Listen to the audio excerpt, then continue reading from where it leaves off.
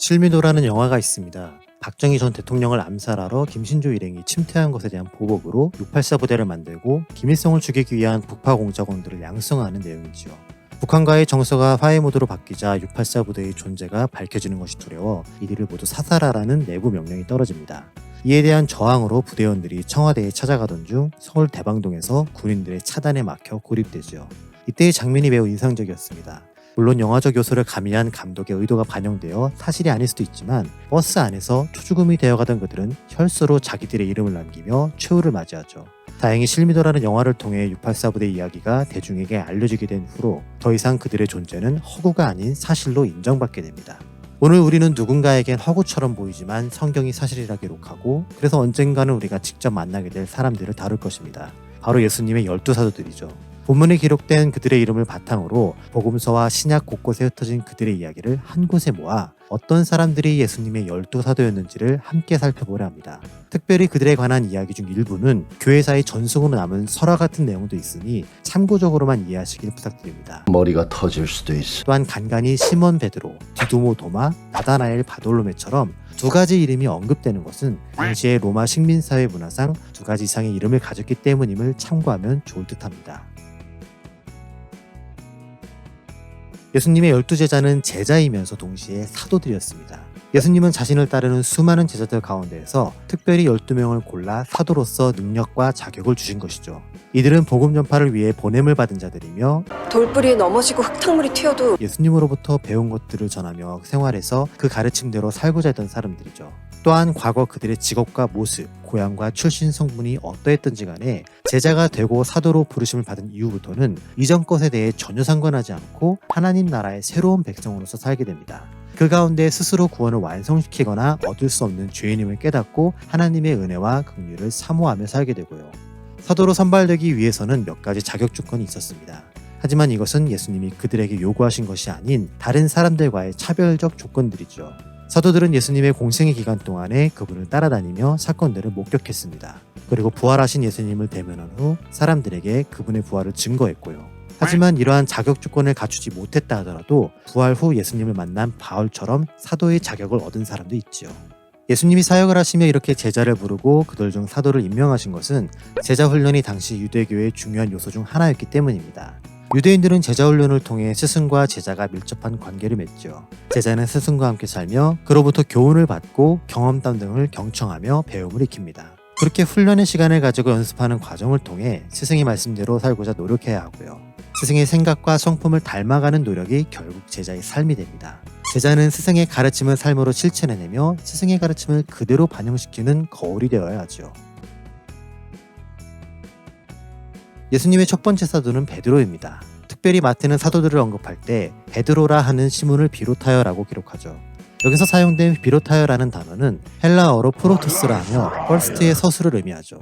복음서마다 사도들의 순서는 다르지만 베드로가 늘 첫 번째로 언급되기에 베드로의 권위를 강조한다고 볼 수 있습니다. 그래서 수제자라 불리죠. 참고로 늘 꼴찌로 언급되는 제자는 가룟 유다입니다. 베드로의 본명은 시몬으로 하나님께서 듣다라는 뜻입니다. 하지만 예수님의 사도가 된 이후 베드로라는 이름을 받지요. 우리에게 워낙 친숙한 이름이지만 사실 베드로라는 이름은 당시의 사람 이름으로 사용되지 않았습니다. 요즘에 김돌돌, 이돌쇠 이런 식으로 이름 짓지 않는 것처럼 말이죠. 또한 바울은 헬라어 이름인 베드로를 아람어 음력으로 바꿔 게바라고 불렀죠. 그는 안드레라는 동생이 있었으며 그의 아버지는 요한입니다. 하지만 당시에는 요한이라는 이름이 매우 흔했기 때문에 우리가 생각하는 침례 요한이나 예수님의 사도 중 한 명인 요한이 아닌 그냥 다른 요한 중 한 명이죠. 베드로는 예수님의 사역의 본질을 가장 잘 깨달은 후 주는 그리스도시요 살아계신 하나님의 아들이라는 믿음의 고백을 했고 무리를 걷는 기적도 체험했죠. 하지만 베드로는 열정적이면서도 충동적인 성격을 가졌습니다. 죽음을 예고하는 예수님에게 그럴 수 없다며 항변하자 하나님의 일을 생각지 않고 사람의 일을 생각한다고 예수님께 혼나기도 했으며 예수님과 함께 감옥에도 가고 죽더라도 함께 가겠다는 각오를 밝혔으나 오히려 닭이 울기 전 3번 부인할 것이라는 예고를 듣게 되었죠. 뭐? 부끄러울 텐데. 혼나기도 많이 혼났지만 예수님에게 있어서 베드로는 미운정 고운정 다든 제자임이 분명했죠. 그래서 비록 자신을 배신하고 부정하며 도망쳐서 옛날 어부의 모습으로 살았던 베드로에게 부활 후 예수님이 다시 찾아가셔서 그의 다짐과 고백을 3번이나 확인하시죠. 베드로는 핍박받아 흩어진 유대인들을 위해 편지를 보냈고 그것이 우리가 읽는 베드로 전후서입니다. 예수님의 승천 후 그는 이방인 백부장 고넬료에게 복음을 전함으로 최초의 이방인 선교자가 되었고 예루살렘 공의회까지 참석하지만 그 이후로 그에 대한 기록도 사라집니다. 그 후 바벨론까지 가서 선교하다가 로마에게 잡혀 거꾸로 박힌 십자가형을 당해 순교했다는 설화적인 전승이 있지요. 또한 가톨릭의 교황이 되었다는 주장도 있지만 이에 대한 구체적인 근거도 없으며 오히려 바울이 베드로를 책망했고 베드로 스스로도 자신과 함께 장로된 자들이 있다는 고백을 했기에 더더욱 베드로가 초대 교황은 아닐 것이라는 의견도 있습니다. 안드레는 그의 형 베드로와 함께 갈릴리 바다에서 낚시를 하다 물고기 대박 사건 이후 예수님의 제자가 되었습니다. 베드로가 수제자이기에 가장 먼저 베드로가 제자가 되었을 것이라 생각하나 사실 그보다 먼저 예수님을 만났고 오히려 베드로를 예수님께 인도했던 사람이지요. 남자다운이라는 이름을 가진 그는 벳세다 사람이었습니다. 원래 침례 요한의 제자였으나 예수님을 만나는 제자가 되었고요. 예수님께서 5,000명을 먹이셨을 때 최초로 아이가 소지하고 있던 보리떡 5개와 물고기 2마리를 보고 예수님께 가진 것은 이것밖에 없다고 알린 제자이기도 하죠. 스구디아와 헬라 지역 그리고 소아시아에서 선교하다가 기원 후 70년 파트라에서 X자형 십자가에 순교당했다는 전승이 있습니다. 예수님의 제자 중 야고보는 2명이 있었습니다. 그중 세베대의 아들이며 요한의 형이고 베드로와 함께 어부였던 이 사람을 알기 쉽게 큰 야고보라 부르죠. 당시 그와 가족들은 여러 척의 배를 소유하고 있었으며 사꾼을 고용했기에 부자였을 것으로 보여집니다. 예수님께서는 야고보와 그의 동생 요한에게 우레의 아들이라는 뜻의 보아너게라는 별명을 붙이십니다. 일례로 그는 사마리아 사람들이 예수님과 그의 일행을 배척하자 하늘로부터 불을 내려 저들을 멸할까요? 라는 욱하는 모습을 보여주죠. 내 성격 잘 알잖아! 야고보는 베드로와 요한과 함께 예수님으로부터 가장 사랑받던 3명의 제자 중 한 명입니다. 예수님께서 야이로의 딸을 살리셨을 때, 변화산에서 모습이 변하셨을 때, 겟세마네 동산에서 마지막 기도를 하실 때에는 이들 3사람만 데리고 가실 만큼 특별한 애정을 보이셨죠. 또한 야고보는 동생 요한과 베드로와 도마와 나다나엘과 다른 2명과 함께 부활 후 디베랴 호수에 나타나신 예수님을 직접 만나게 됩니다. 비록 야고보는 예수님께 전적으로 헌신하는 모습도 보였지만 한편으로는 야망적이고 성급한 모습을 보이기도 했습니다. 그는 자신의 동생 요한과 함께 예수님을 찾아가 주의 우편과 좌편에 앉게 해달라고 요청했죠. 하지만 그들은 예수님의 사역과 죽음의 고난을 알지 못했기 때문에 예수님이 사역을 똑같이 재현할 수 있다고 무모하게 대답했고 예수님께서는 그들의 성급함을 만류하셨죠. 예수님의 부활과 승천 이후 그는 초대교회의 리더 중 한 명으로서 박해자들의 주요 타겟이 되었습니다. 그래서 자살한 가룟 유다를 제외하고 남은 11명의 사도 중 가장 먼저 헤롯 아그리빠에 의해 순교를 당했죠. 그리고 이 기록은 다른 사도들의 전승과 다르게 유일하게 신약성경의 사실로서 기록되어 있습니다. 여호와는 자비하시다는 뜻의 이름을 가진 요한은 예수님이 아끼시던 3인방 중 한 명이었습니다. 특히 요한은 자신이 남긴 복음서를 통해 예수님이 자신을 가장 이뻐했다고 기록하죠. 그래서 예수님의 12사도 중 베드로, 야고보, 요한은 더 가까이에서 예수님의 사역을 동행했던 사람들이며 그중 베드로는 수제자, 사도 요한은 가장 이뻐했던 제자로 볼 수 있죠. 가장 사랑받은 제자답게 요한은 예수님이 십자가에 달려 죽기 직전까지 골고다 언덕에 있었습니다. 예수님으로부터 자신의 어머니 마리아를 돌봐달라는 부탁을 받고 그때부터 자기 집에서 마리아를 모시죠. 그는 베드로와 안드레 형제처럼 어부였으며 그의 형 야고보의 성격을 그대로 닮아 불같은 기질 때문에 예수님으로부터 우레의 아들이라는 별명을 받습니다.